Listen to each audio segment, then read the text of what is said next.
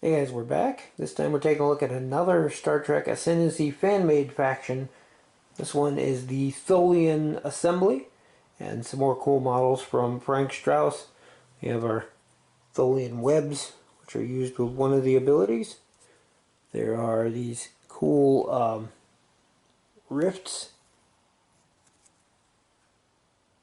We have these hive-like looking stations.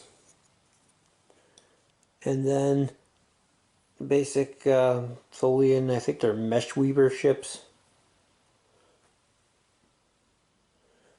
And the fleet ships are the same thing, just slightly bigger. And then some control nodes. On our console here we have Intolerant. Tholians can't build resource nodes on culture or open capacity sites. They can, however, build 2 extra research nodes of any type on systems with 1 node capacity and 1 extra resource on a node of any type on a system with a node capacity of 2. So basically, if you get a 1 capacity system, a good way to show it actually is their home system here. This has 1 production and 1 research. There's only 2 nodes on here, but you can build a 3rd one.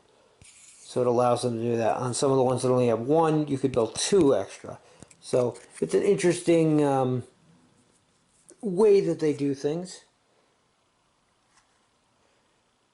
And then the other one is Thermophile. Tholians can only colonize hazardous systems. They can do it for free. They're immune to the hazards of systems they control. So again, back to our home system here, for example, it is a hazardous system. They control this one from the start, so they're immune to the bonuses of it. It severely limits the planets that they can colonize, although they do have a way around that. And it's in their advancements, I believe. For your starting advancement, you have the interspatial rifts. During your turn, you can exhaust this card to place a rift token in a system you control or in an uncontrolled system. Or you can issue a command to remove a rift token. So those are these rifts over here, and they come into play with some of our advancements. And I believe one of the fleets. For our trade agreements, these are kind of a weird thing to me because the Tholians are so xenophobic.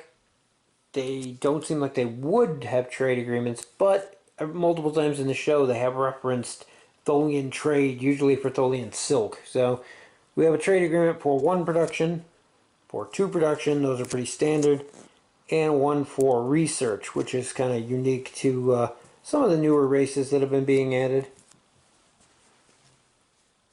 Onto our fleets. First fleet we have here is our web spinner fleet. It's 7 ships, and at the start of a space battle, this fleet may place a Tholian web token in an adjacent sector. That's what these yellow things are. On our flip side, we have the Rift Spinner Wing, which is a 4-ship fleet. When this fleet enters or exits warp, you may put a rift token in its sector. So, a lot of usefulness out of that one, being able to place the rifts or the webs. Next we have the Pyroclastic Wing, which is 6. And you may issue a command and pay a research to increase the hazard level of a planetary system this fleet occupies by 1.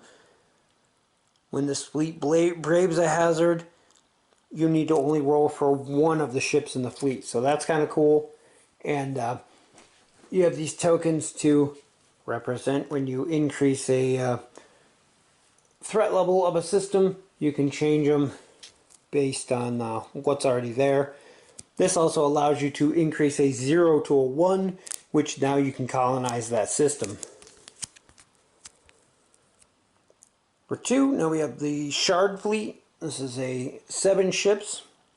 When any of your ships are destroyed in space battle, In the same sector as this fleet, you may disband this fleet and make one additional to hit roll for each of your ships that was just destroyed. It's an interesting concept. It allows you to basically get in extra attacks. So that's always cool. Number 3, we have Harrier Wing. While at warp and at any time if a rival ship exits warp in a sector within warp range of this fleet may exit warp in that sector or an adjacent sector without it exhausting a command. Basically allows you to counter somebody else. It's a 6-ship fleet there. And then we have a Tholian Armada.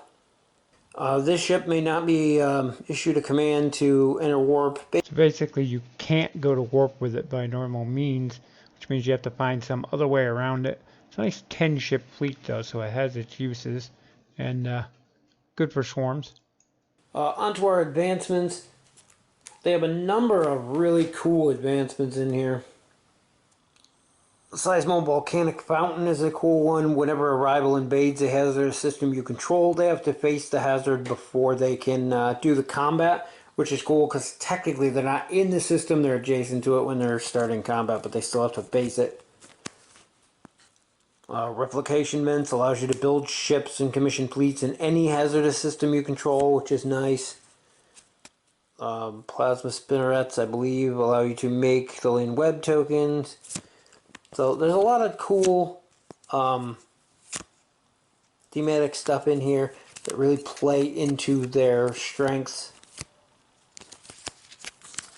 There's a lot of really cool stuff in there though that allows them to do various things. There's even some more abilities in here to allow you to change the hazardous things about a system and cool stuff like that.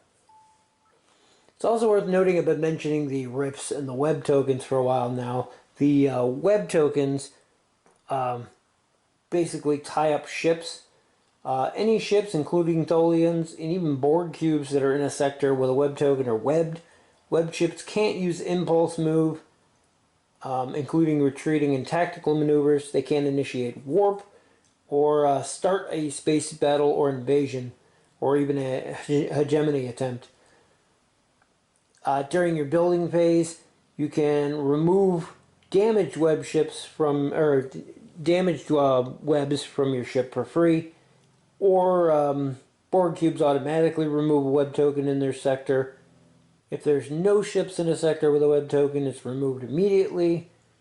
No sector can have more than one. If there are more than one, you remove damaged ones first, so that there's only one left. The Tholian player can choose to remove one anytime. And then any player can issue a command to a webbed ship to start removing the webs. At that point you lay the token down on its side, and then that's considered a damaged web. And then I kind of skipped over that, but from then on damaged webs can be removed the following turn. Damaged webs can be removed the following build phase, so basically your next turn. The RIP tokens are even simpler. Any place there are basically 2 RIP tokens, depending on where they are on the board, these 2 spaces become adjacent and you can move through one and out the next one. There doesn't seem to be any restriction on who can do that, so I'm assuming everyone can, but I might be wrong on that, so check the official rules for the Tholian faction and see how that's worded in there, but as far as I know, anybody can move through them. Anyway, that's pretty much a look at everything that comes with the Tholian fan faction. I love these little Weaver ships. I actually have one in Star Trek Online I played for a while. It's overall a really cool faction. It's very thematic, and I like the way everything works together. The webs are cool, the rips are cool. Everything about the faction is entertaining and interesting, and they add a lot to the game. As with any of the fan factions, if it looks like something you're interested in, the links are below. Check it out. As always, thank you guys for watching, and we'll see you in the next video.